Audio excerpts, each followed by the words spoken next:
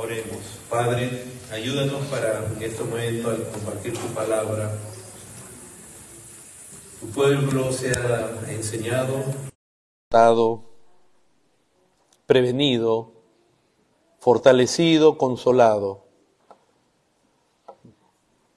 De tu misma presencia, que tu Espíritu Santo ponga el testimonio, la convicción, nos ilumine el entendimiento y que así tú seas glorificado y logres tu propósito en tu pueblo. Gracias por ser tú quien nos defiende y porque es de ti de quien depende toda la victoria y en ti estamos seguros.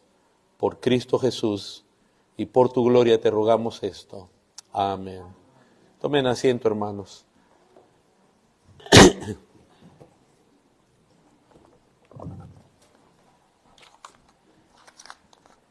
Acompáñenme por favor a la carta a los Romanos.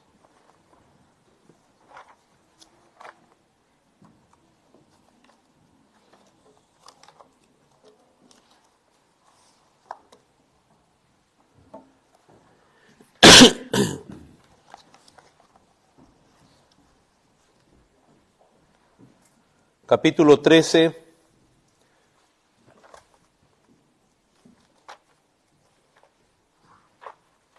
Dice así Dios por medio de su palabra. Romanos 13, versos del 1 al 7. Sométase toda persona a las autoridades superiores, porque no hay autoridad sino de parte de Dios, y las que hay, por Dios han sido establecidas. De modo que quien se opone a la autoridad, a lo establecido por Dios resiste, y los que resisten acarrean condenación para sí mismos. Porque los magistrados no están para infundir temor al que hace el bien, sino al malo. ¿Quieres pues no temer la autoridad? Haz lo bueno y tendrás alabanza de ella. Porque es servidor de Dios para tu bien. Pero si haces lo malo, teme, porque no en vano lleva la espada, pues es servidor de Dios, vengador para castigar al que hace lo malo. Por lo cual es necesario estarle sujetos, no solamente por razón del castigo, sino también por causa de la conciencia. Pues por esto pagáis también los tributos, porque son servidores de Dios que atienden continuamente a esto mismo. Pagad a todos lo que debéis, al que tributo, tributo, al que impuesto, impuesto, al que respeto, respeto, al que honra, honra. Amén. Esa es la palabra de Dios. Hermanos, queremos reforzar lo que este pasaje dice en cuanto a la relación del cristiano con el gobierno. Hace 2 semanas tocamos este punto, la semana pasada no pude venir por razón de salud, pero queremos reforzar lo que Dios dice en este pasaje con respecto a nuestra relación con el gobierno. Esta es palabra de Dios. Y para comenzar tenemos que comprender que cuando Pablo escribe esta carta a la iglesia en Roma, quien estaba en el poder y quien ejercía la autoridad, la mayor autoridad civil en el mundo en ese tiempo, en esa región, era el César romano, el emperador romano. O sea que cuando Pablo habla acerca de someterse a las autoridades, él no está hablando en el contexto de que, bueno, es una persona muy agradable quien nos gobierna, es un buen hombre, por eso sométanse. No, este era un hombre que era un pagano, adorador de muchos dioses, que él mismo reclamaba, concebía que tenía una conexión directa con la divinidad, y que, es más, en su momento él se torna en el primer perseguidor contra los cristianos, y Pablo, que escribe esto, va a morir a manos de este emperador. O sea que, de nuevo, esto que se escribe aquí no fue porque el gobernante de turno era una joya preciosa, sino aún con las características que tenía. Todavía Nerón no había caído, no había desembocado en la personalidad final con la que después él muere, es asesinado, porque él se transforma poco a poco en un ser que abraza unos vicios y una maldad que llega a considerársele como apodo la bestia en sus días, y que persigue de nuevo a los cristianos y los mata de una manera muy horrenda, los acusa de cosas falsas, etc. Entonces, este pasaje, hermanos, nos habla a nosotros los creyentes, y el énfasis que habla es el sometimiento a toda autoridad. Y se le llama toda autoridad superior, y dice porque no hay autoridad sino de parte de Dios. Hermanos, Dios es el único ser soberano. No hay nadie encima de Dios. Y todo lo que Dios creó, todos ángeles, hombres, toda criatura que Él creado, toda criatura Dios la puso bajo autoridad. Aún en el huerto, antes del pecado, para que nadie piense que esto es solo consecuencia del pecado, Adán estaba bajo la autoridad de Dios. Dios le da mandamientos, Dios lo crea, Dios lo pone a él donde Dios quiere, y obviamente es un Dios tan glorioso, benévolo, tan bueno, lo pone en un huerto, le da talentos y le da mandamientos también. Es decir, el hombre estaba bajo la autoridad de Dios. Adán, aún antes del pecado, es establecido como cabeza en su matrimonio.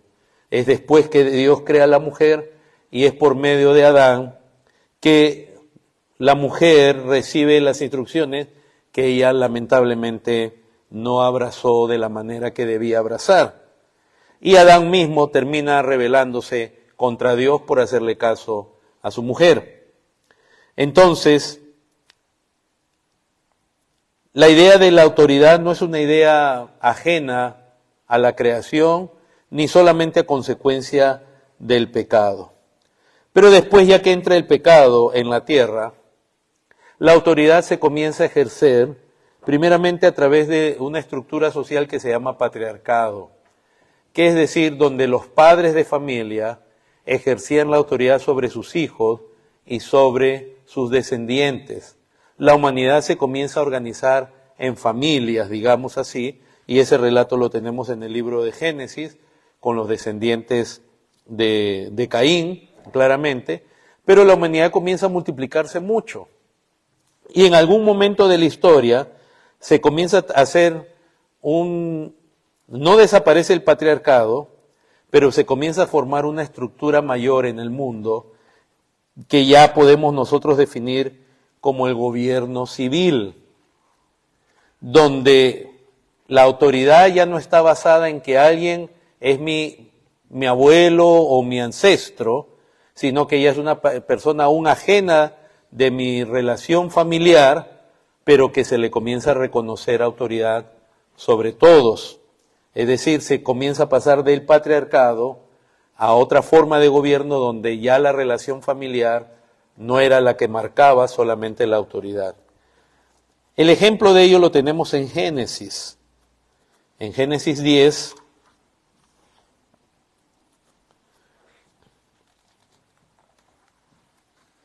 cuando se nos habla de los descendientes de Noé,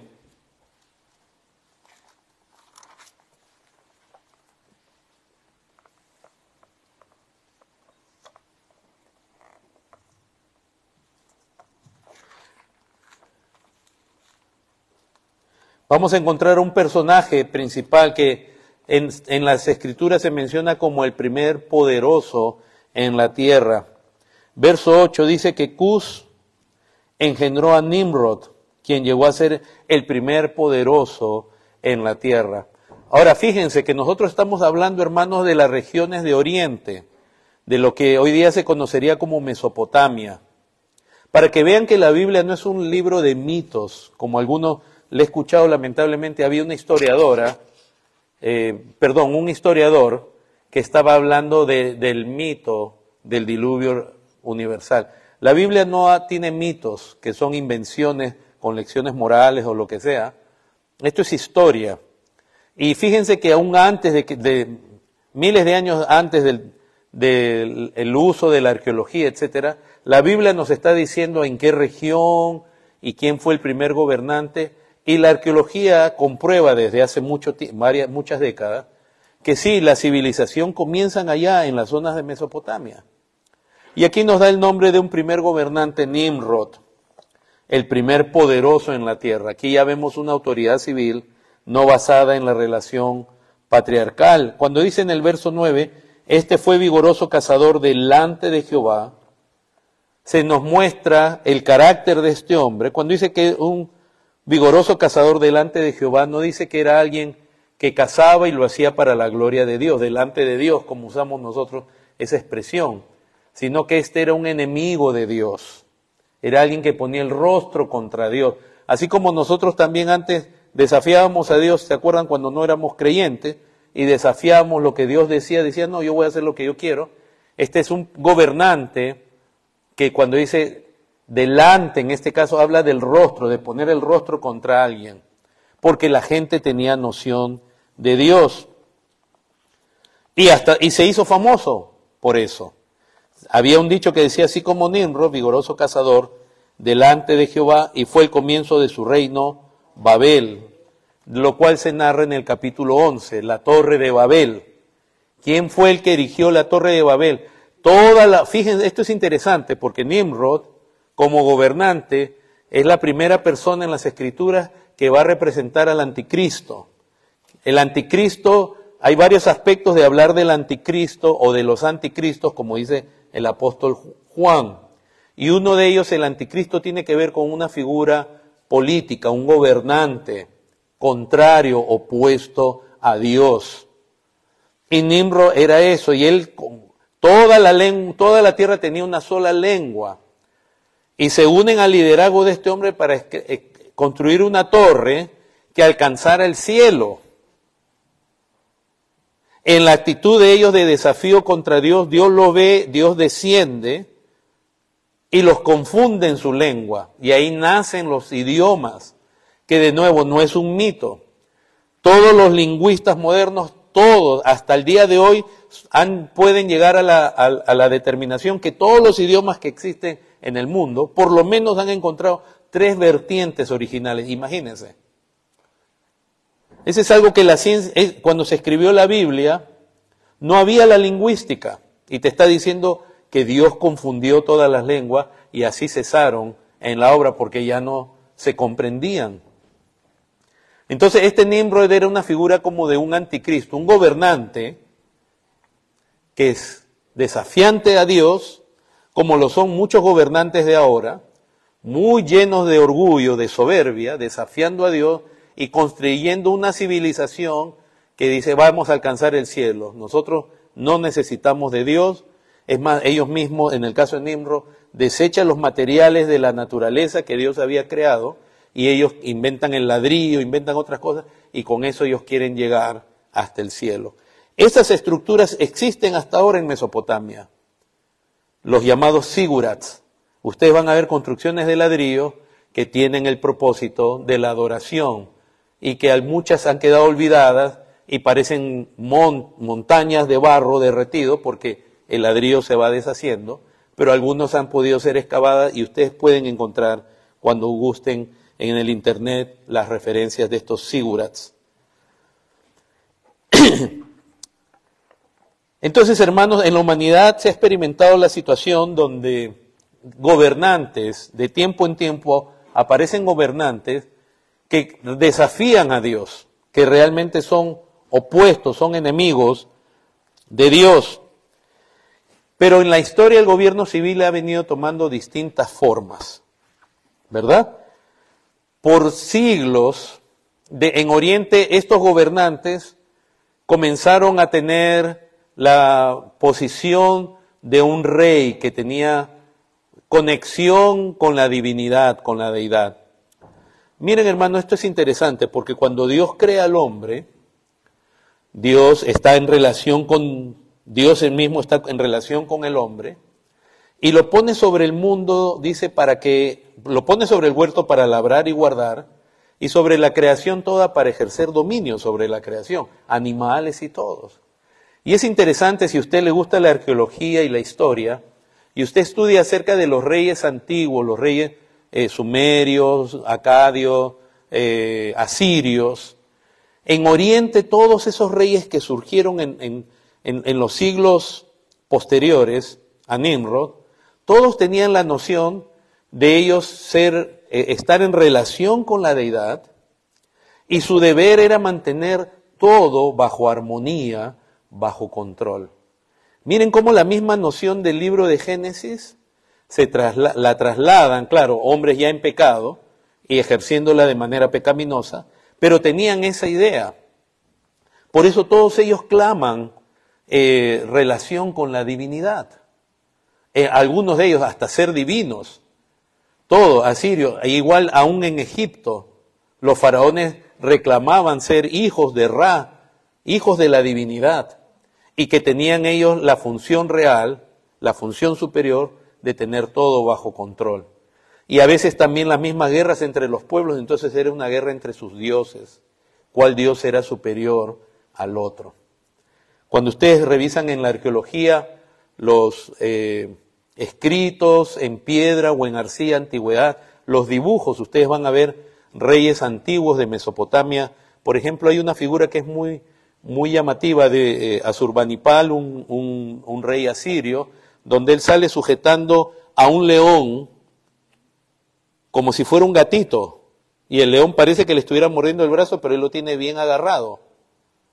Es porque ellos tenían bajo supuestamente la elección divina, tenían el poder de dominar aún a las fieras más salvajes.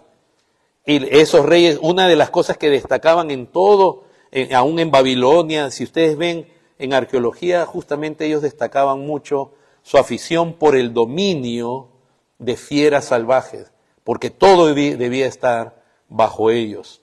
Y se los ve luchando contra leones principalmente, ¿no? Y venciéndolos. Bueno, hermanos, de ahí poco a poco surge otra forma de gobierno, sobre todo para el lado más del occidente, los griegos. Los griegos tenían una mentalidad más secular en cuanto al gobierno. Ellos no se veían tanto en relación a sus gobernantes con la deidad. Pero dentro de los griegos surge un gobernante que conquista todo el mundo, Alejandro el Grande. Y Alejandro el Grande, una de las victorias que él tiene, la principal es contra los persas, que tenían toda esa filosofía que yo les digo. Y Alejandro el Grande asume, le encanta toda esa manera de gobierno de los persas y la abraza. Él muere joven, como ustedes saben, 32 años, si mal no recuerdo.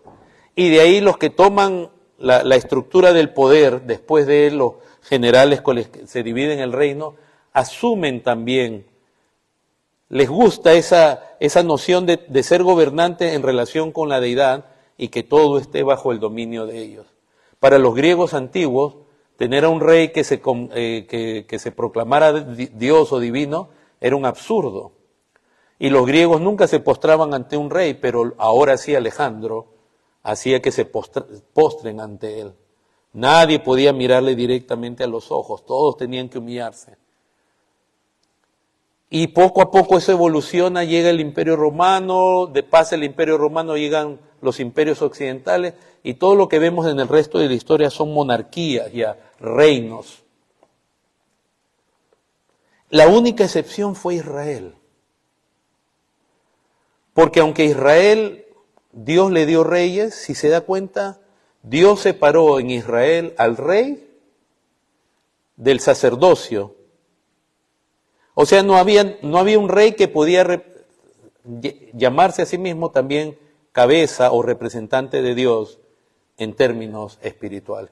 Mientras todos los demás gobernantes lo hacían, en Israel no pasaba ello. Pero los reyes, hermanos, en la historia, una de las características era que tenían un control prácticamente absoluto sobre la gente. Entonces, hermanos, en ese contexto, cuando Pablo de nuevo escribe esta carta, hay un emperador que tenía poderes y una autoridad enorme, es más, que lo usa para mal, gobernando en sus días. fue durante la Reforma Protestante. Y esto a ver si lo puedo decir despacio y usted puede entender. Que la civilización el mundo sufre una convulsión como nunca antes.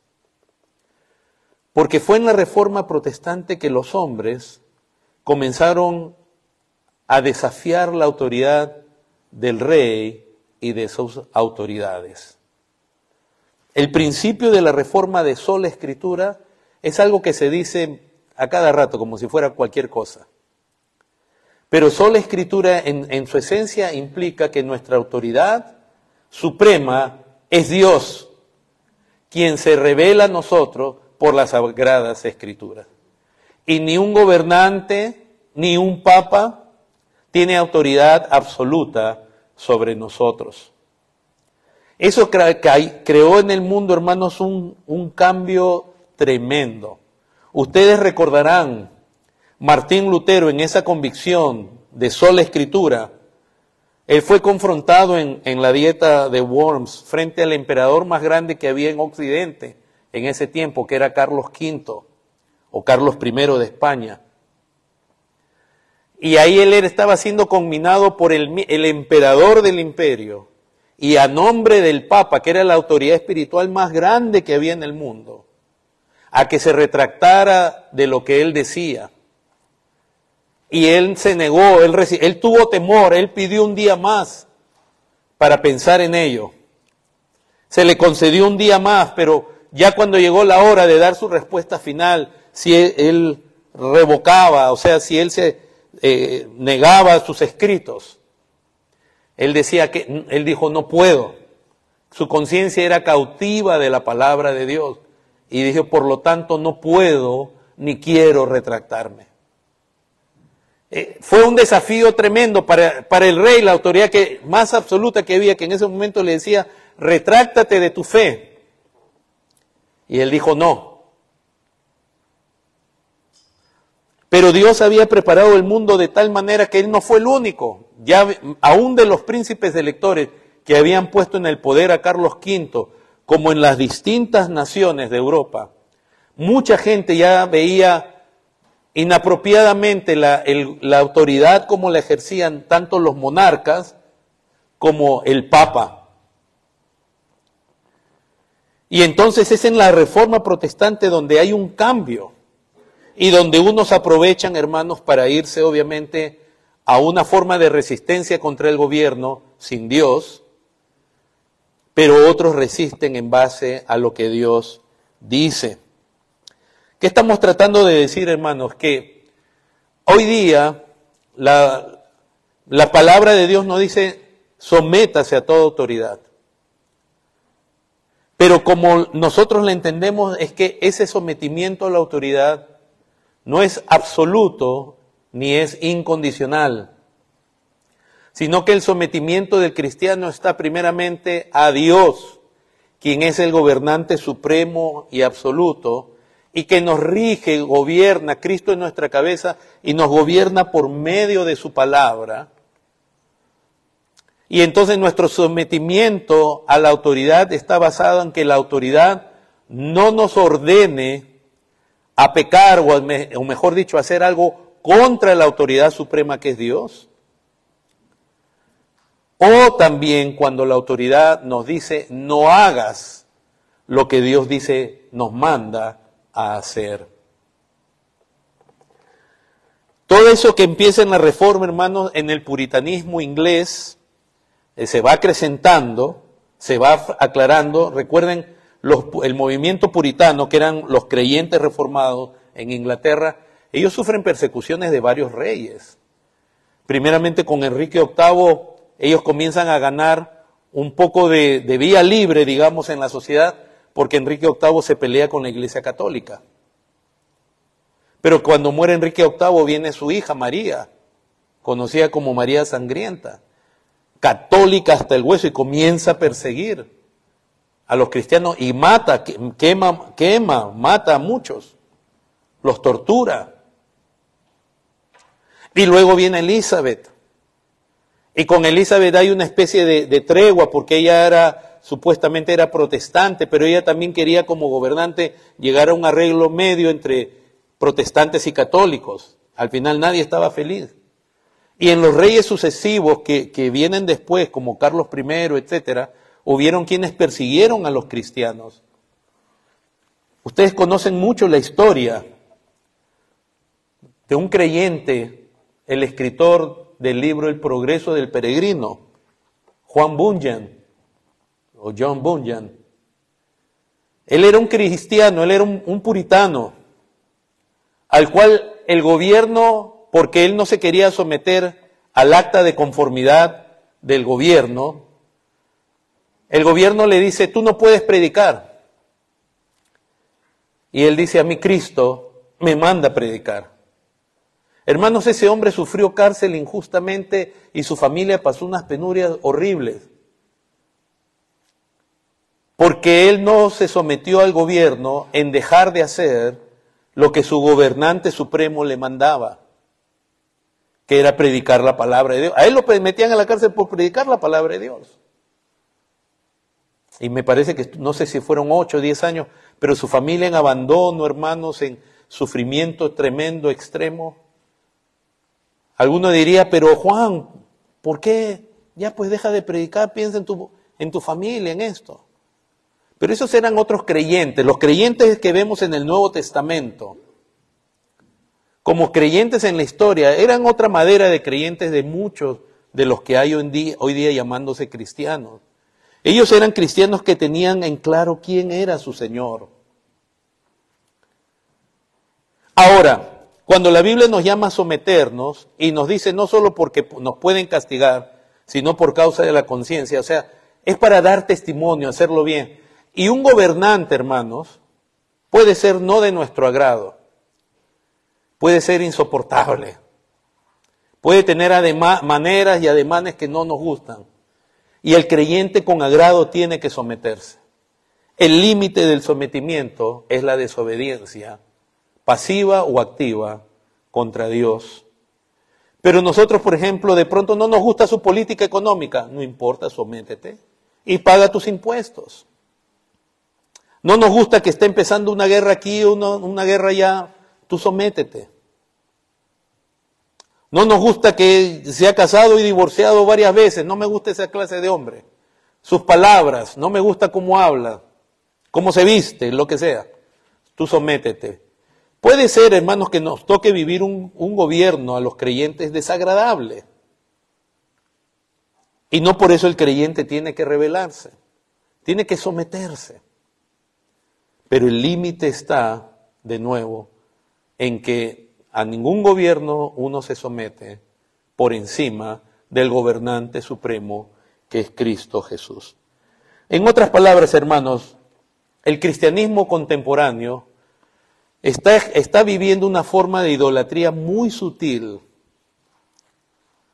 donde Romanos 13, que nos habla de someternos a la autoridad y pagar impuestos y honrar al rey, como lo dice Pedro también. Pero el cristianismo de ahora se ha ido al otro extremo que se llama el estatismo. El estatismo, para los que después quieran averiguar bien, es la idea, es la filosofía que impregna a Occidente y el mundo, de que el gobierno civil es Dios prácticamente, como que tiene autoridad absoluta y que el gobierno va a resolver todos nuestros problemas. ¿Hay un desastre? El gobierno lo tiene que resolver. Hay una epidemia, el gobierno lo tiene que resolver.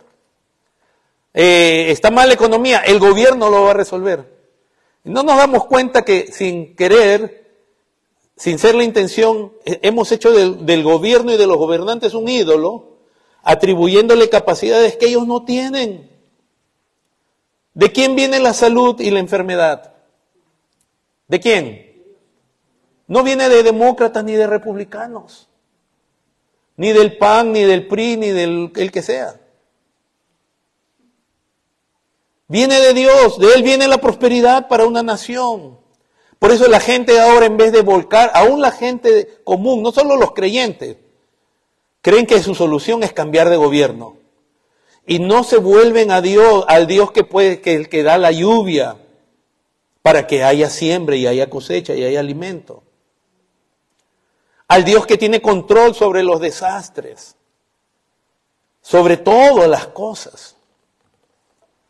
Es una idolatría muy sutil. Entonces en el estatismo hay esa errónea idea de que el gobierno es la solución para todo. Y nuestra solución no es convertirnos a Dios. Como sociedad y como iglesia, la solución es votar por otro. Y votamos por otro como si fuera Dios a subir y que va a arreglar las cosas. Y no tienen poder, hermano. Ellos no tienen poder ni sobre su propia salud. Por eso, hermanos, cuánta falta nos hace, primeramente, de ver que Dios es el gobernante supremo y que Él es el único que tiene la capacidad realmente de gobernar supremamente.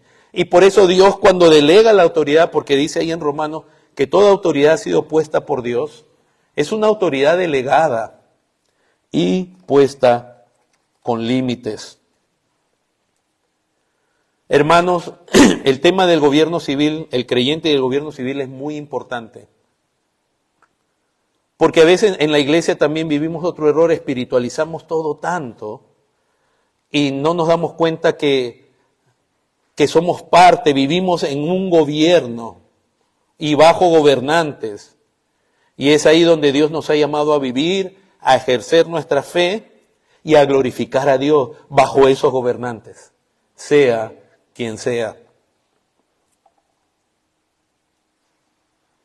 Es bajo esos gobernantes.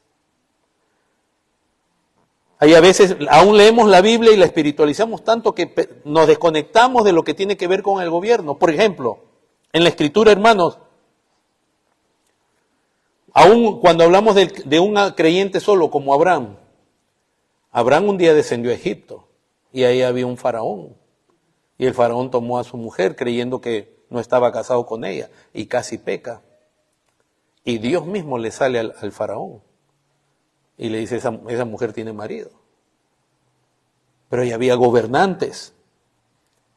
Fueron reyes quienes tomaron cautivo a su sobrino Lot, de manos de los cuales Abraham lo liberó. Él con sus siervos hicieron un pequeño ejército y lo liberó. Fueron gobernantes. Una coalición de 4 gobernantes que vencieron a otra coalición de 5 gobernantes y que capturaron a Lot, que vivía en Sodoma. La familia de Jacob, sus 12 hijos, entran a Egipto y ahí se forman como una nación. Y fíjense, fue Dios quien le dio gracia al faraón, al gobernante, por medio de José, para que ellos fueran recibidos y así se multiplicaron. Y después, tiempo después, aparece otro gobernante que no conocía a Dios, no conocía a José, ni la obra que Dios había hecho por medio de él. Y comienza a maltratarlos, a los hijos de Israel. Hasta en los días de Moisés, que aparece un faraón que realmente los tuvo bajo un gobernante que los tenía bajo una esclavitud horrenda, de la cual Dios los libra. Entonces, a veces desconectamos a los creyentes del gobierno de turno y solo espiritualizamos, y a veces solo decimos que el faraón representa a Satanás, y sí lo representa, pero es un gobierno, es un gobernante al cual Dios también castigó. David, por ejemplo, fue perseguido por el rey de turno, por Saúl, quien quería su vida, quería matarle, al cual él culpaba por sus propios fracasos.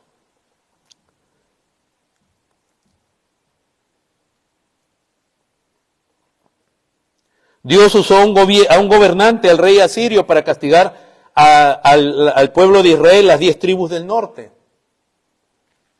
Y así del mismo modo usó a otro gobernante babilonio, Nabucodonosor, para castigar casi 100 años después a las 2 tribus del sur, a Judá. Daniel, que había sido llevado a Babilonia bajo el cautiverio de Nabucodonosor. Dios le da visiones acerca del Mesías y el futuro de su pueblo, y esas visiones están entrelazadas con gobiernos y reinos de turno que iban a haber. y principalmente Dios anuncia en las Escrituras un gobernante eterno que iba a nacer de una virgen, cuyo reino no tendría fin. Y como digo, a veces espiritualizamos tanto el Evangelio que nos olvidamos que nosotros proclamamos a Cristo ¿cómo qué? Como Señor. El Evangelio es proclamar a Cristo como Señor y mandarle a los hombres que se arrepientan de su rebelión contra Él, que es en esencia es una rebelión espiritual que se manifiesta en todas las áreas de su vida. Y nosotros decimos que Jesús, Yeshua, el Hijo de Dios, Él es el Rey, decimos que Él es la cabeza de la iglesia. Nosotros no estamos acá proclamando actualmente que Jesús es solamente un buen Salvador.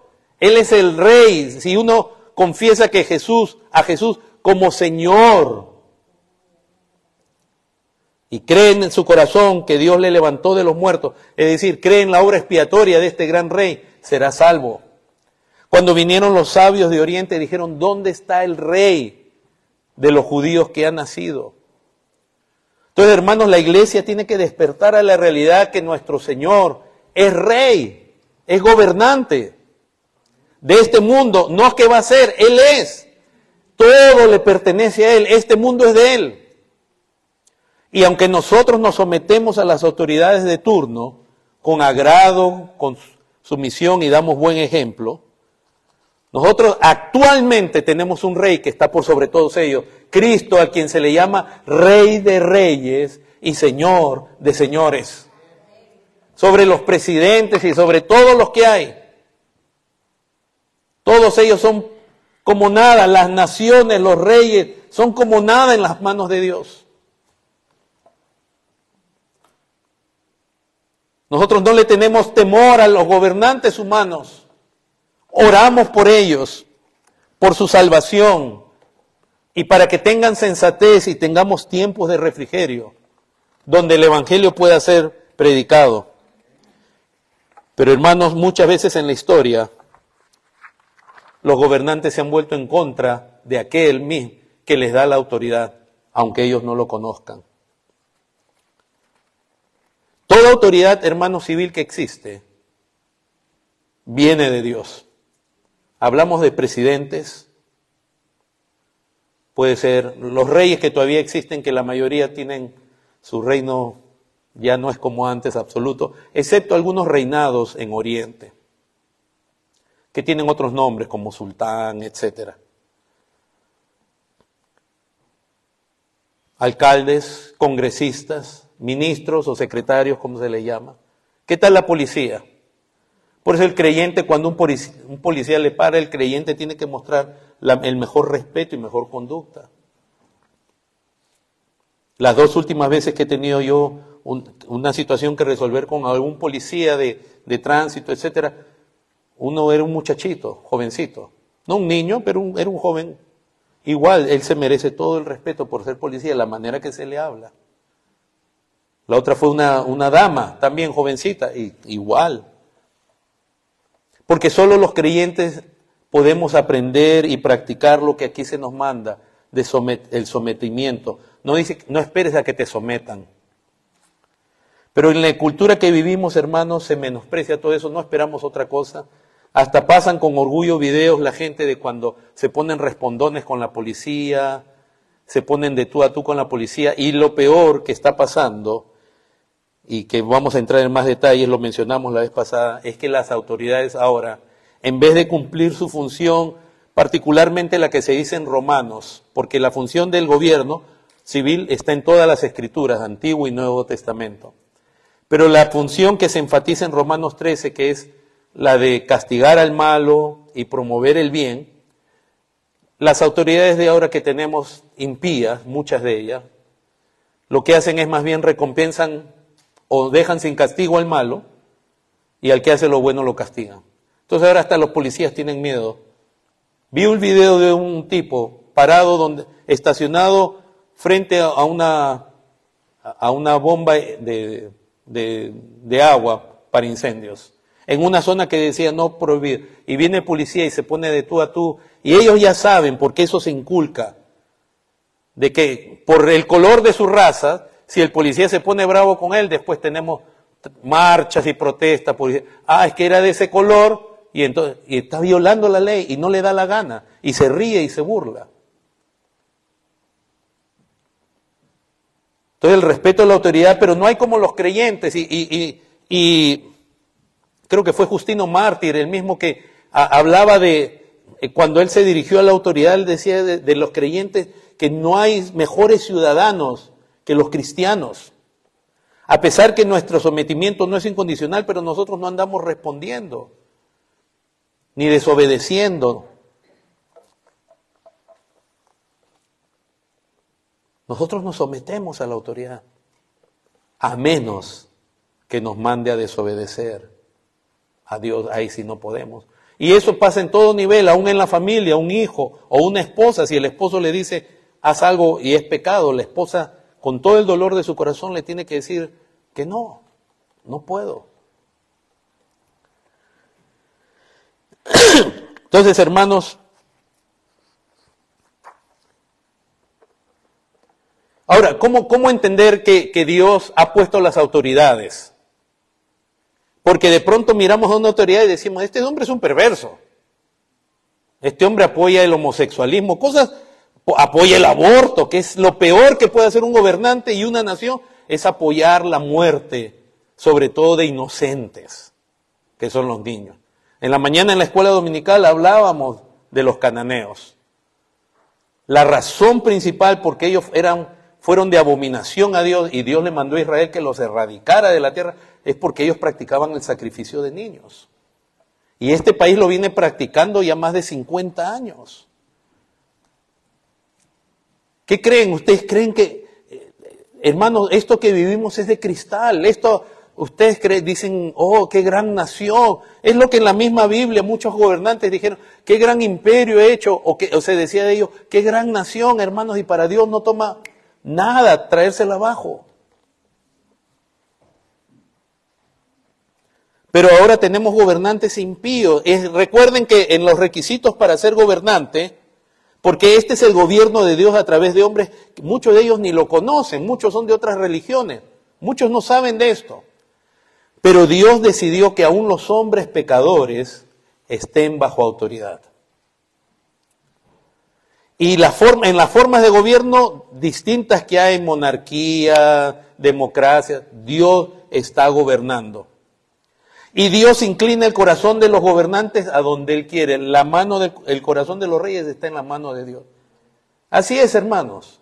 Y cuando un gobernante se muestra soberbio con Dios, Dios lo entrega a la maldad para que haga cosas aún, como en el caso de Nerón, hermanos, que les digo sinceramente, a veces ni los animales harían. O cosas totalmente irracionales. Sin sentido. ¿Cómo Dios entonces gobierna a través de los gobernantes? Para entender eso, hermanos, tenemos que mirar bien, sobre todo las confesiones de fe históricas reformadas, nos muestran claramente, y particularmente cuando se habla del decreto de Dios y de la providencia divina, ahí tenemos una mejor idea entonces, cómo Dios gobierna a través de personas que a veces hasta son enemigos de Él. Solamente recuerde que quien puso Faraón en los días de Moisés fue Dios. Y Dios dice, te he puesto para glorificarme en ti, para glorificar en ti mi poder. O sea, Dios pone aún a sus enemigos en el gobierno. Para Dios cumplir sus propósitos, para Dios ser glorificado.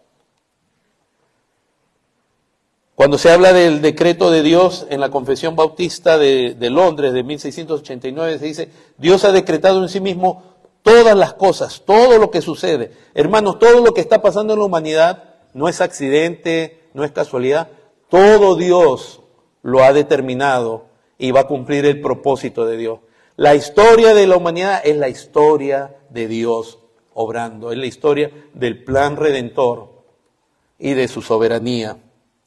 Todo Dios lo ha decretado en sí mismo. pero lo ha hecho de tal manera, dice, que no es el autor del pecado, ni tiene comunión con nadie en su pecado, ni tampoco ejerce Dios violencia sobre la voluntad de las personas, ni tampoco elimina la libertad o contingencia de las causas secundarias. ¿Qué significa eso? Que Dios gobierna aún a través de hombres impíos y Él no los hace pecar. Él no los tienta, Él no es tentado por el mal, ni Él tienta a nadie. Pero de lo que hay en el corazón de los hombres, Dios los entrega a eso y con eso mismo Él se glorifica. Cuando el Señor Jesús fue asesinado, recuerden, eso fue determinado por Dios aún antes de la creación del mundo. Y quienes lo condenaron a la muerte y ejecutaron la muerte eran los gobernantes de turno, el Sanedrín, que tenía el gobierno civil y religioso de los judíos, y los romanos, que eran los únicos que estaban por sobre el Sanedrín y que eran los únicos que podían ejercitar la pena de muerte.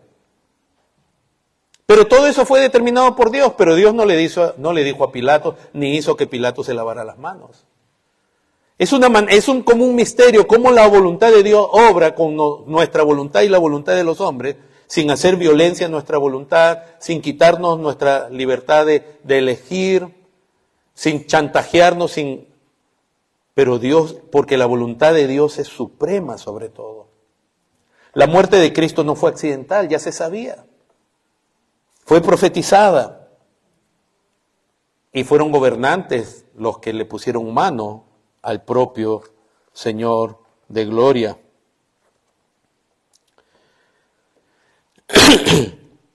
Dice así: a otros se les deja actuar en su pecado para su justa condenación y para alabanza de su gloriosa justicia.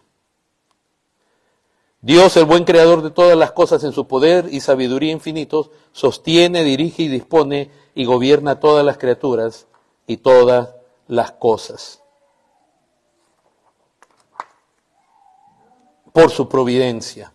Él hace uso de medios, sin embargo es libre para obrar sin ellos, por encima de ellos y en contra de ellos, según le plazca. Hermanos, nuestro Dios es soberano.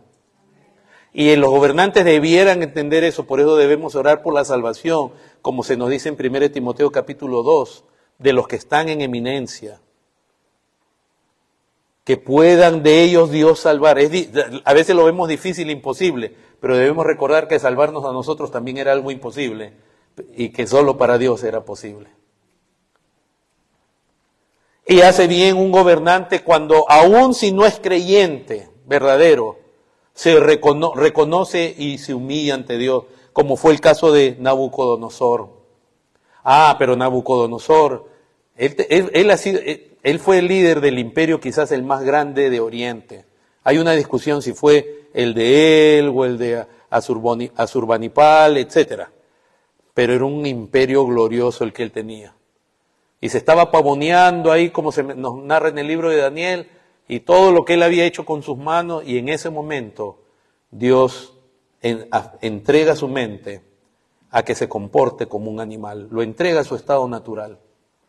Hermanos, el hombre, aún la inteligencia y todo lo que tiene el hombre, no se da cuenta que es de la gracia de Dios. Si Dios en este momento quitara su gracia común de los hombres serían, el pecado seríamos lo peor, hermano.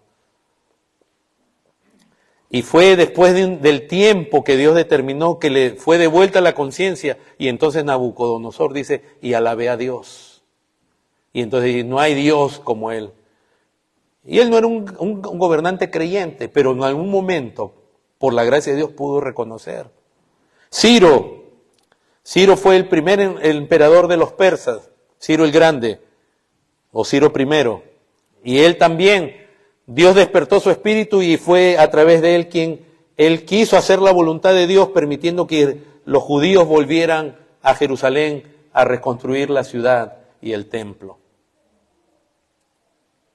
Tenemos casos actuales. Yo sé que la gente, y de nuevo, acá no entiende, de nuevo, no estamos hablando ni poniendo en un pedestal a un gobernante. Pero a todo gobernante le conviene estar a cuentas de Dios, con Dios. Hay un gobernante actual muy conocido, Dios le ha dado fama en todo el mundo, en América. porque todo menciona a Dios. Yo no sé si él es Juan creyente, pero dice las cosas con convicción acerca de Dios. Que Dios nos ha concedido esto, Dios nos ha concedido esto, que esto es para la gloria de Dios. Y su país está recibiendo los beneficios de tener un gobernante así. Otros están llorando por todos los malos que están ahí encarcelados y pobrecitos que no tienen ningún... Era gente que asesinaba, dejaron viudas, dejaron huérfanos, que exhortaban a la población. Vean los videos, vean la historia. Yo veía ayer justamente un video de un tipo que está allá y le hacía preguntas a la gente en la calle. ¿Cómo es ahora y cómo era antes? No podían ni salir, todos eran exhortados. Los transportistas, los de autos pequeños, los taxistas, todo el mundo, el dueño de una tienda pequeñita tenía que pagar una cuota de protección. Gente sanguinaria, violenta, maligna. Porque esa es función del gobierno, castigar al malo. Y ahora la gente, hermano, si usted viera la paz, la quietud que la gente disfruta. Y la gente lo dice. Pero los gobernantes impíos hacen lo opuesto. Y la gente, el pueblo, sufre. Y usted dirá, pastor, está hablando, parece que está dando usted un sermón político. Hermanos, la política en cierta manera es el resultado de la calidad de hombres y de las ideas que se ponen en práctica en una nación. Por lo tanto, hermanos, no seamos ignorantes o indiferentes a lo que pasa en la sociedad. Los creyentes tenemos que conocer quién está gobernando, qué políticas hay. Es más, hermanos, los pasajes de las Escrituras, de nuevo, Dios en profecía le muestra a Daniel lo que está por venir y le está hablando de reinos y de gobernantes y de pronto le habla de cuernos que son gobernantes y otro cuerno y que se refiere a reyes y lo que van a hacer aún con los santos. Tampoco caigamos en el otro extremo que es una preocupación excesiva. Todo tiene que, y pasarse todo el tiempo especulando de las noticias. Mira que hizo esto el presidente. Tampoco de la ignorancia no vayamos a esa preocupación excesiva que parece que estamos más pendientes del gobierno que de Dios. Y hay que tener cuidado con los cristianos cuando entramos a un activismo político que descuida o contradice el Evangelio. Todo el mundo habla aquí acerca de Martin Luther King. Y es cierto, él encabezó un movimiento civil de reformas que era necesario. Pero ese activismo, en cierta manera, también lo llevó o estuvo basado en una interpretación del Evangelio equivocada. Porque él veía que cierta raza de aquí de Estados Unidos eran como los judíos que tenían que ser liberados y su interpretación del Evangelio era más social, como existe la teología de liberación, etcétera. Tampoco caigamos en esa superficialidad de decir, este gobierno ya va a pasar, no importa. Todo lo que pasa importa. Pero nuestra sumisión, de nuevo decimos, es a Dios. Por eso, hermanos, entender nuestra relación con el gobierno es necesario. ¿Por qué? Porque está en las Escrituras. O sea, es bíblica, es una doctrina bíblica.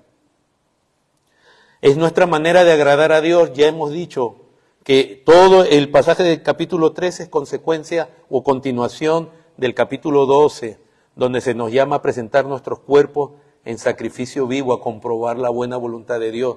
¿Cómo agradar a Dios viviendo en un gobierno? Y ahora vamos a entrar en algunas cosas prácticas. El gobierno ha sido establecido por Dios, aunque los gobernantes no lo sepan. Pilatos, cuando estaba entrevistando al Señor Jesús, le dice, ¿no sabes que tengo poder para liberarte si quiero? Y el Señor le dijo, tú ningún poder tendrías, ninguna autoridad tienes, si no te fuera dada de arriba. Es cierto, los gobernantes se creen, muchos de ellos, la mayoría posiblemente, que ellos son amos y señores, hasta que pasan. Pero el gobierno ha sido diseñado, es una necesidad de este mundo caído.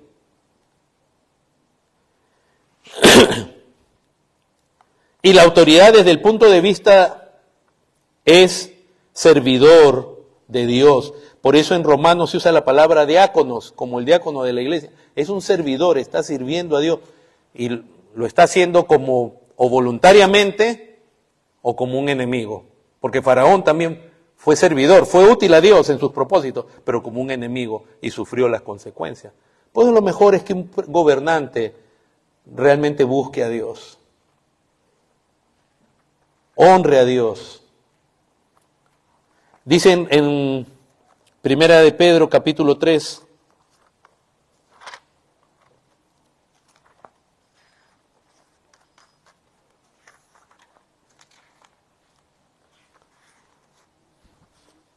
vamos a entrar ahorita a unas partes prácticas, hermanos, que ahí va a estar, digamos, se va a ver, si, como dicen los gringos, si la rueda toca el pavimento.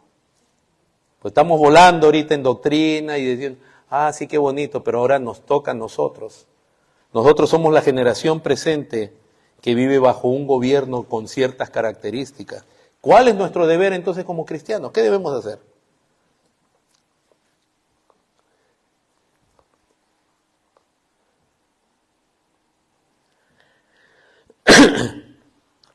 En 1 Pedro capítulo 3, dice así, verso 14. Mas también si alguna cosa padecéis por causa de la justicia, bienaventurados sois. Por tanto, no os amedrentéis por temor de ellos, ni os conturbéis. Hermanos, el creyente no tiene que tener temor de los hombres, ni de los gobiernos. Nosotros no somos desafiantes, ni malcriados, pero no debemos tener temor. Debemos tener temor de Dios. Dice, si no, santificad a Dios el Señor en vuestros corazones y estad siempre preparados para presentar respuesta con mansedumbre y reverencia. ¿Se dan cuenta? Mansedumbre y reverencia ante todo cual que os demande razón de la esperanza que está en vosotros. Verso 16, teniendo buena conciencia para que en lo que murmuran de vosotros como de malhechores, sean avergonzados los que calumnian vuestra buena conducta en Cristo. Es decir, que los hombres y las autoridades no digan de la iglesia, esto lo vamos a castigar porque sí, son maleantes. No, para que se avergüencen. Pero aquí Pedro también nos habla en el verso 14 y en el verso 17, nuevamente dice, porque mejor es que padezcáis haciendo el bien, si la voluntad de Dios así lo quiere, que haciendo el mal. Hermanos, hay tiempos donde la iglesia es llamada a padecer bajo gobiernos. Pero eso no quiere decir que la iglesia se somete en aceptar todo lo que un gobierno dice, sino que va a padecer.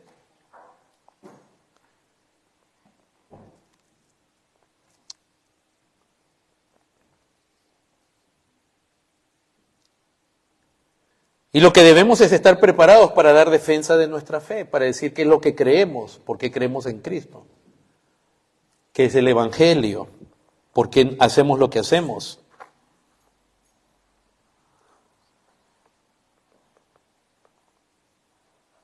Así que todo gobernante es autoridad de Dios y en la iglesia muchas veces le va a tocar sufrir. ¿Y qué tal si yo le dijera a usted, a ver, ahora aterricemos un ratito? ¿Qué tal si yo supiera, que no lo sé, no se asuste, pero qué tal si yo supiera que a nosotros nos toca sufrir bajo este gobierno o el gobierno que viene?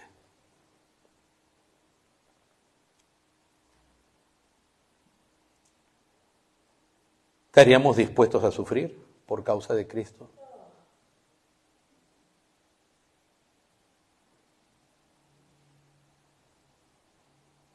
Es que tenemos una idea del cristianismo muy, de nuevo, a veces espiritual, dominguera y de prosperidad, que todo nos va a ir bien. Pero no, ser creyente es ser creyente en Cristo y estar firme en Cristo. Entonces, hermanos, acompáñenme rápido a Apocalipsis 20. Hoy tenemos almuerzo en la congregación, así que no se preocupe si con hambre se come más rico. Apocalipsis 20, verso 12 dice, y vi a los muertos grandes y pequeños. Este es el juicio final donde todos los hombres compareceremos delante de Dios. Por eso en el verso 11 se habla del juicio del trono blanco. Vi a los muertos grandes y pequeños. ¿A qué se refiere grandes y pequeños? No se refiere de tamaño. Se refiere a los hombres de grandes, de importancia, de fama, de renombre, a las autoridades, etcétera. Y a los pequeños que quizás nadie conocía.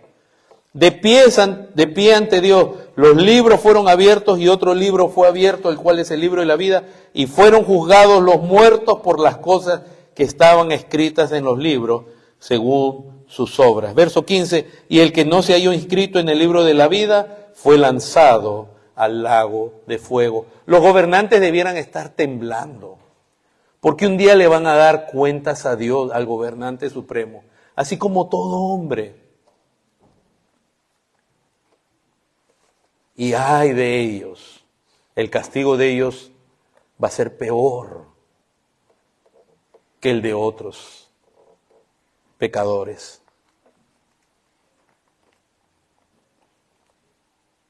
Entonces en el poder Dios pone creyentes o no creyentes, pero todos deben someterse a Dios. Y todos los gobernantes deben, como dice, hemos leído en Romanos 13, hacer lo bueno. Su función es el bienestar de la gente. Castigando al malo, promoviendo lo bueno. De nuevo, no como está pasando actualmente, que al malo no se le castiga, al contrario, hasta se lo defiende. ¿No? Sobre todo por conveniencia política. Y los malos no se dan cuenta que están siendo usados. Pero la prioridad de la función del gobernante es proteger la vida. Ese es el deber principal de parte que Dios ha puesto en los gobernantes. Deben defender la vida, principalmente de los más inocentes. Dios le concedió a todos los hombres, y esto es algo muy precioso que en Estados Unidos sí se comprende, porque recuerde que este país se forma con las bases cristianas que vienen del puritanismo, o sea que vienen de la Reforma, donde ellos ya conceptúan la autoridad de otra manera, pero sobre todo a Dios por sobre toda autoridad. Y esa es una gran diferencia, porque en el resto de Europa, como en Francia y en otros países, también se rompe con la autoridad, pero en base a la pura rebelión y a la pura revolución, basada en ideologías ateas, como el humanismo. O sea, una cosa muy distinta es la Revolución Francesa en su ideología y otra la Revolución Americana en su ideología. Es muy distinta. Lamentablemente, la mayor parte de los países han sido, en su concepto de gobierno, están impregnados en Occidente por las ideales humanistas de la Revolución Francesa, que va llegando a nosotros, hermanos, no solamente de los pensadores de ese tiempo, sino que poco a poco va formando discípulos, que en la historia, el más conocido de ellos es Karl Marx, que desarrolla unas teorías acerca de la economía y el gobierno y de todo ello, donde Dios es descartado completamente. Y ese marxismo, socialismo, etcétera, es el que nos ha llegado a nosotros y que se está tratando de imponer en este país y en todo el mundo. Donde el gobierno, no hay Dios, el gobierno es lo que manda. Donde no hay derechos ni libertades personales, tus derechos te los da el gobierno, tus libertades te los da el gobierno. En cambio, los fundadores de este país, basados en las Escrituras, ellos vieron que quien le da libertad al hombre, derechos al hombre, es Dios, no ningún gobierno. De ahí donde la declaración de este país, en su esencia, tiene que ver con eso, con los derechos dados a los hombres que provienen de Dios, no de un gobernante. Pero acá están apareciendo gobernantes, y ya tenemos hace rato gobernantes, que dicen, no, yo a ti te doy, si yo decido, tú caminas o no caminas, te encierro o no te encierro. Un delito. que convierten en ley. Actualmente nosotros vivimos, si es que usted no se ha enterado, en una censura. Vivimos en una apariencia de buen gobierno. Ponga algo contrario a lo que viene desde el gobierno, póngalo en YouTube, póngalo en Facebook, póngalo en otros lugares y se lo sacan. Hay un muchacho muy famoso que obviamente en sus ideas, él no es revolucionario, no es anarquista. Anarquista significa no queremos gobierno. Creo que se llama Steven Crowder, no recuerdo. Es un muchacho bien famoso. A ese muchacho lo cortaron de YouTube por hablar en contra de las políticas del gobierno. Y lamentamos que la iglesia siga todavía usando esos medios donde no hay libertad de expresión, porque es lo más fácil. Creo que el clímax más alto que ha vivido el estatismo recientemente ha sido de nuevo con lo del COVID, donde tú no podías ni viajar. En muchos países, hermanos, en mi país, la gente no podía comprar comida si no mostraba el carnet de vacuna. Se lo pedían al entrar a una tienda, no podías comprar. Donde tú no podías viajar, recuerden, a este país no se podía viajar si no tenías tantas vacunas y no eras ciudadano. Pero la gente lo toma, hasta lo celebra a veces, no se dan cuenta de lo que está pasando. Donde a los médicos y enfermeras, si no cumplían esa imposición injusta del gobierno, los botaban a la calle. Pregunten por qué la mayoría de los médicos y enfermeras se han vacunado, y es por temor, porque si no, no podían ni estudiar ni hacer nada. Y no nos damos cuenta y lo aceptamos y lo celebramos todavía. Y usted dirá, ¿cómo es posible, hermanos, que pase esas cosas? Pero se supone que si la autoridad comete un error y un abuso, se supone que los mandos medios y la policía debiera decir, no vamos a obedecer. No es así. Acá yo tengo la noticia, hermano. En Escocia, una familia americana que vivía allá, llega la gente de los servicios de protección al menor en Glasgow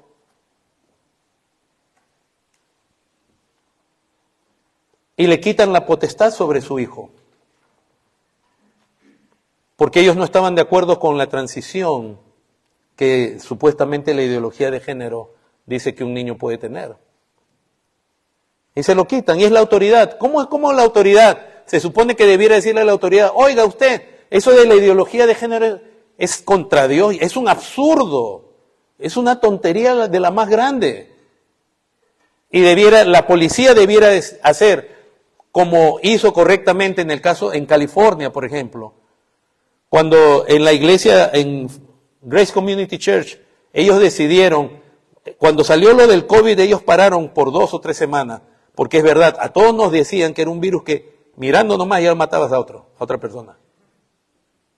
A todos nos decían eso. ¿Se acuerdan o no se acuerdan? ¿Se acuerdan que la ropa, nosotros conocemos gente que, hermano, llegaba a su casa y tenía que desnudarse, bañarse, en la ropa. Se decía que si uno usaba un baño público, se contagiaba uno en el baño público, al agarrar algo. O sea, era un pánico por todos lados. Pero ellos después de una semana, como cualquier persona sensata, se dieron cuenta y dijeron, acá, esto no es como están diciendo. Y Dios nos manda a congregarnos, y comenzaron a congregarse. El gobernador de ese estado, que posiblemente sea el próximo candidato demócrata, porque al actual lo van a sacar, y el alcalde de la ciudad de Los Ángeles, le hicieron una guerra a esa iglesia. Quisieron cerrarlos todos y la policía se resistía. Nunca se pudo ejecutar ninguna orden contra ellos. ¿Saben por qué? Porque ahí sí hay un caso de resistencia válida, donde la autoridad menor resiste a la autoridad mayor por causa de la justicia. Porque la policía, los bomberos, todos de esa ciudad habían recibido por décadas solamente bien de parte de esa iglesia.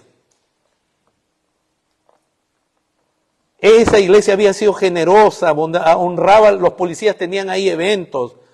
Era todo, que ellos cuando le dijeron, mete a la cárcel a ese anciano que es el pastor, ellos dijeron, no podemos hacerlo. Oh, pero esas son excepciones.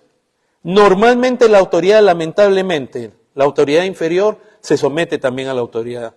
Hay casos ejemplares, a veces jueces dicen, no, lo que usted está mandando es ilegal.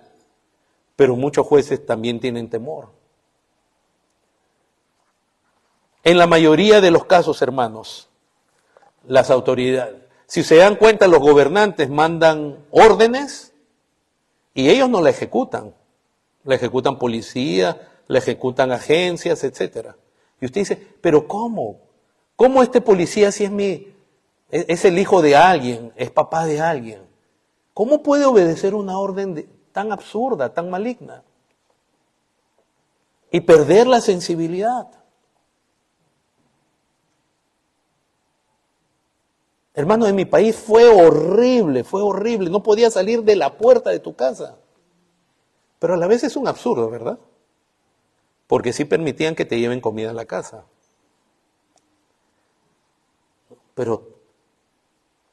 Y el caso muy famoso en mi país fue de un hombre que sacó a su perrito a pasear afuera para que haga sus cositas.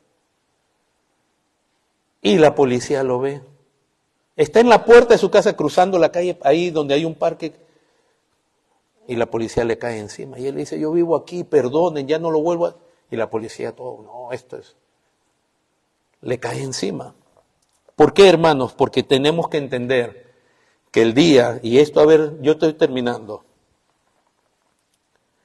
Hermanos, el día que una autoridad impía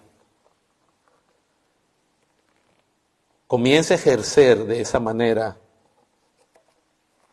sobre una nación, hay mucha posibilidad de que usted vea las cosas más atroces ejecutadas por gente que usted diría, ¿cómo es posible?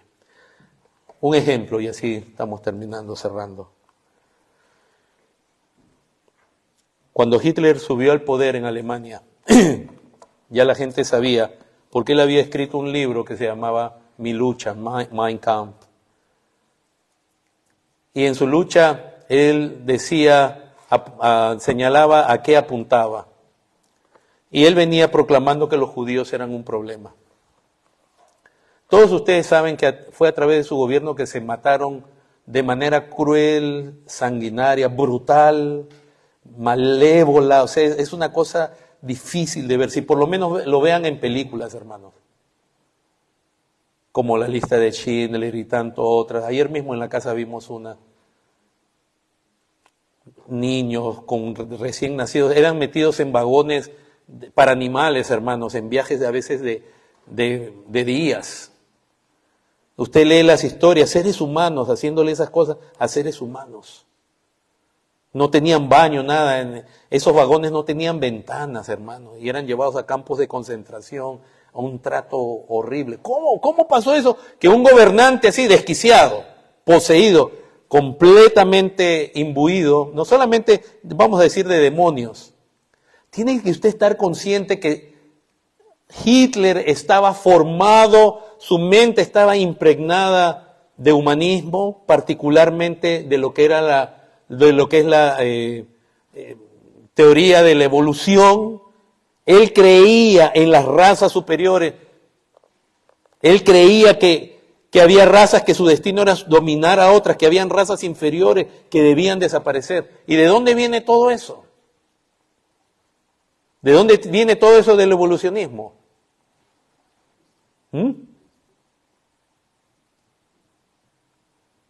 Y otras ideologías que él tenía.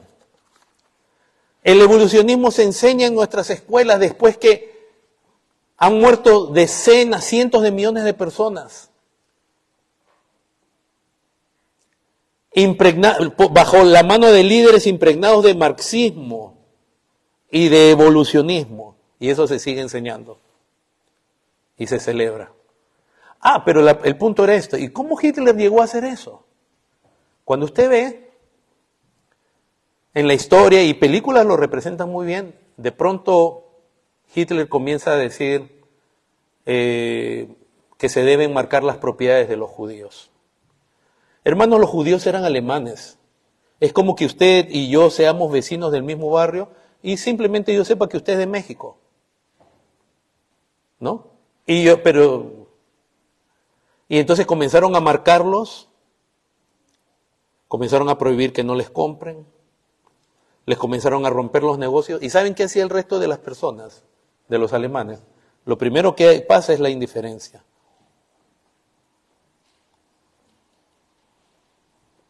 Como no es conmigo, como a mí no me están rompiendo el negocio, las iglesias comenzaron a abrazar el nazismo, que es socialismo nacionalista.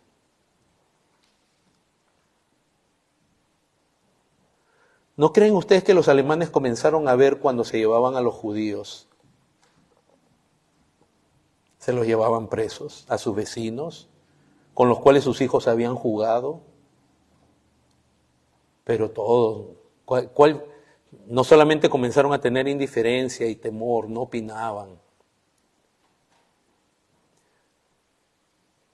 sino que después, hermanos, para matar a esos judíos, tenía usted que usar a la gente. ¿Cómo gente que era padre de familia, vecino, terminaron ejecutando o participando en la persecución y en la muerte de tantos judíos inocentes? Esa pregunta, hermanos, se le hicieron mucho, sobre todo psicólogos, psiquiatras, sociólogos, después de la Segunda Guerra Mundial. ¿Cómo es posible que una nación se haya metido ciegamente a seguir a un líder? ¿Se acuerdan? A un desenfreno. ¿Cómo es posible eso? Algunos hicieron hasta experimentos. Hay un experimento muy conocido que se llama el experimento Milgram,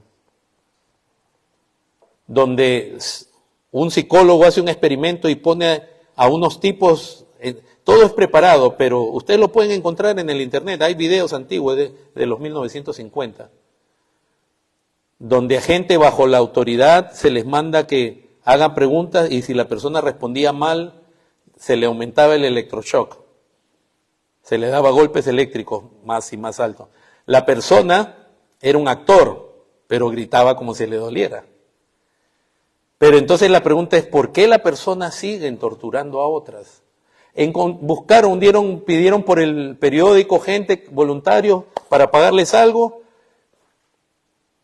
y una persona con imagen de autoridad les decía a ellos, bueno, esto es lo que hay que hacer, y usted tiene que ver la cara, porque están los videos, la cara de los que torturan a los otros por no responder bien, y cómo luchan y todo, pero la autoridad se sigue imponiendo, usted lo tiene que hacer, esto es necesario. Y se usan palabras y la gente, algunos pocos, y era gente común, algunos pocos renuncian, pero los otros siguen torturando, aunque ellos no sabían que era una actuación. Y así se hicieron otros experimentos. Hermanos, Dios nos dé un buen entendimiento acerca del gobierno. Nosotros no somos revolucionarios. Nosotros, Dios nos llama a someternos, a ser buenos ciudadanos, pagar nuestros impuestos, porque el César está trabajando a tiempo completo en eso.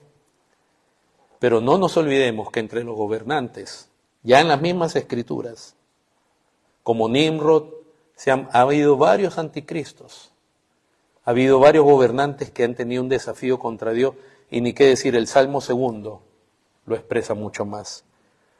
Que Dios nos ayude, hermanos, para que nos libre de opresores, de dictadores. Pero crean que los que están ahorita bajo esas clases de dictadura, como en Corea del Norte y otros lugares, ellos jamás se imaginaron, y ahí hay cristianos. Y que Dios nos dé entendimiento, pero sobre todo esperanza, porque nuestro Rey de Reyes y Señor de Señores viene pronto. Amén. Les invito a ponerse en pie. Pastor Escobar, hermano Evelio, acompáñenme por favor.